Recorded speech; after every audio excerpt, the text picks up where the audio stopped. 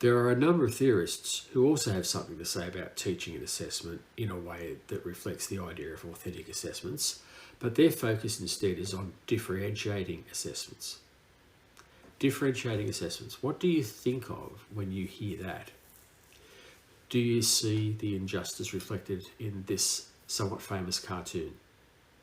As judging by the assignments I've read over the past 15 years from tertiary students studying to become teachers, many feel this deeply and are quite well versed in modifications such as providing readers, writers, scaffolds, extra time, hints embedded into questions and the like to support students who require extra help. But it's not uncommon when it comes to challenging the more capable student that many beginning teachers seem to think, well, just throw extra work at them. That'll hit the mark. And such an approach, however, more often than not, doesn't work. It overlooks the principles taught in Genesis 3 and humanity's propensity towards sin. An intelligent student who sees that by allowing a teacher to know that they understand the work quickly won't get more interesting work, they'll just get more of the same. And if that's going to happen, well then why show the teacher that I'm intelligent? I may as well hide my light.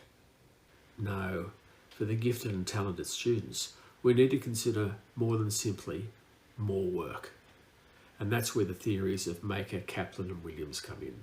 We'll start with June Maker, who had some really helpful things to say about assessment and differentiation for gifted and talented students.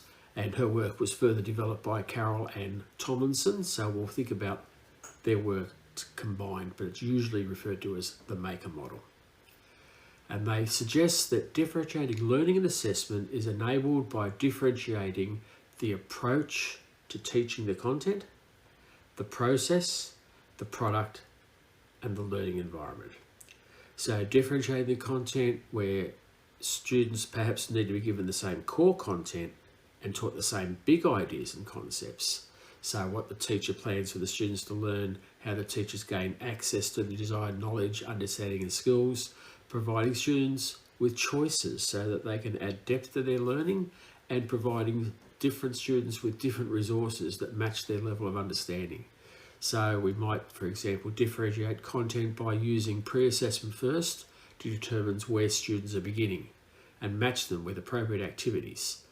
Pre-assessments might be just a chat with the students, getting the students to a 5-minute talk on the topic, doing a KNW chart, what do I know, what do I need to know, and what do I want to know. Having students to journal, identify a topic, ask students to write what they know about the topic. List, if I say this, what does it make you think of? Draw a concept map about everything you know about this particular concept. A formal pre-test, or getting the students simply to, as I say, just have a discussion and listening about what they know about the topic. The model encouraged students to use hands-on activities for some learners to help them understand the new idea. It uses texts at more than one reading level, so there's a variety of reading levels there. You present the information as a whole and then break it into parts, or for some you might present it as parts and then move towards presenting it as a whole. Using a range of buddy arrangements, teaching reading buddy arrangements, supporting and challenging students when they're working with different texts. Her model also supports those who need extra support. Although her focus is on gifted and talented, she does make some comments about students who need extra support, saying things like the importance of reteaching students who need a further demonstration, or exempt students who already demonstrate competency or mastery from reading a chapter or sitting through a reteaching session. Give them something else to do while that's happening. Use texts, computer programs, tape recordings, video recordings and so on in a way of conveying key concepts to learners, and use Bloom's taxonomy to encourage thinking about the same content but at different levels. That is all what she says about differentiating content. In terms of processes, the process can be thought of the learning experiences that are designed to help the students make sense and understand and use the content. Effective learning experiences involve students using an essential skill to come to an understanding of a critical idea. It's clearly focused on a learning intention and goal. So one student, for example, might independently explore a topic while another might collaboratively work on a task with others.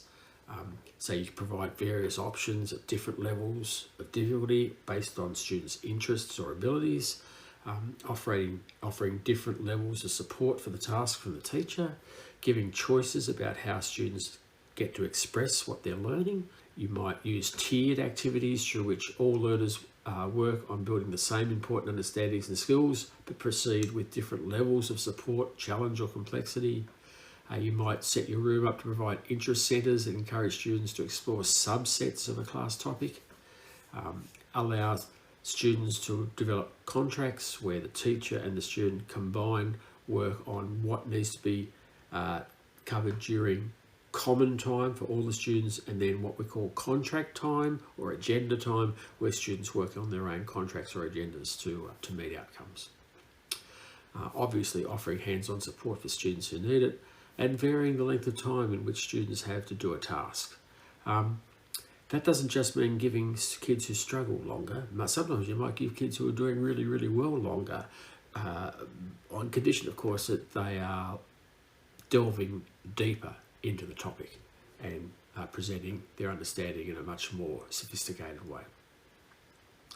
You might want to provide access to a variety of materials or resources that help students with different abilities to access the content. You might develop activities that target auditory, visual, kinesthetic learners. You might set up activities and areas in your room for the more independent learners, and you might use flexible groupings. Don't always use the same groupings. Say you group students and you might regroup them according to content, ability, interests, and so on. And then it comes to differentiating product, or the artifact, as I've already mentioned, the thing that the students are producing as part of their learning. The good product, the good artifact, allows the students to apply what they can do to extend their understanding or skill, to become involved in creative and critical thinking, to reflect on what they've learned, and of course it helps them to meet the subject outcomes. So in English, for example, demonstrate an understanding of the plot of one story. A student might create a skit, or another student might do a book report, or another student might do a poem. Now, in PE, this can be a little bit more difficult, but certainly in health, there are similar sorts of approaches that can be used to really demonstrate the differentiation of the product, especially when doing work on different health aspects. So the students are working on a product, you're allowing differentiation, giving variety of challenge, of choice, allowing students different options about how they express themselves, all those things. Do a movie, do a puppet show, do a poem, do a song, do a poster, do a video, do a PowerPoint presentation, do a website, do a blog, do a podcast, for example. But make sure that you're helping the students to design their project around your learning goals, your outcomes, your intentions. Allow them variety in how they express their learning. Allow for different groups. Some students might want to work alone, some might benefit from being a group. Allow that sort of variety. Don't say everyone has to do group work all the time, or everyone has to work by themselves all the time. Encourage students to use a variety of resources in preparing their artifact, and give the assessment tasks with varying degrees of difficulty that matches the student's readiness to learn and ability to learn. So use a wide variety of assessments and make a clear rubric so students can see exactly what you're looking for. And of course, the learning environment, which is the climate of the classroom or the gymnasium or the oval where you're teaching. It includes how you operate, how you relate, the tone of your lessons, the rules, the way that you express the rules and the way that you enforce them, the way you lay out the room, what the light, airflow, all those sorts of things, what your procedures and processes are, little things that are classroom management things. All of those things are really important.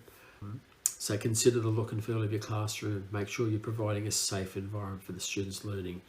You're allowing for individual work preferences and you're managing the working space well.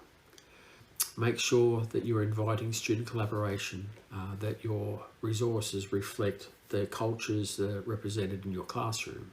Make sure that you've got When they've got individual work, there are clear guidelines so that students know exactly what is expected of them and what is not acceptable. Routines are really, really important. Develop routines that allow students to get help when teachers are busy with other students, get them to be much more independent learners. Allow them to, if you've set up your classroom environment well and you've got a good focus on the learning and things are going well, don't tie the kids to the chairs. Allow them movement that is appropriate and helpful, and that's also a good thing too. And vary where the learning occurs. It's not always in the formal classroom, as you know. And yeah, as I said, make sure that you've got good classroom management procedures so the students feel safe and they feel safe to take appropriate learning risks as well. Now, we know that the Australian Teacher Professional Standards, number 1, knowing the students and how they learn, well, that encapsulates what you are doing as a good teacher when you're differentiating using this model. So that's, in a sense, the Maker model. The Kaplan model is similar to Maker. It examines differentiation of content, process, product, learning environment, and it gives a good reflection tool for planning a differentiated curriculum. Kaplan says it's really important to focus on major issues and concepts, to use activities that show an interrelationship between subjects, to have an emphasis on research, to teach thinking skills and higher order thinking, to increase the complexity and pace and focus on self-direction. Now, Kaplan is very much focused on gifted and talented students. He says that they need to learn holistically and make connections with other knowledge, and that more capable students can do this with greater ease. Now, it's my belief that the Kaplan model, which I'm only skipping over, it has some good things to say, such as the importance of unifying themes and focusing on major issues, concepts and thinking skills. But at the same time, I do want to acknowledge I think it's much more difficult to implement in a mixed ability classroom than the Maker model is.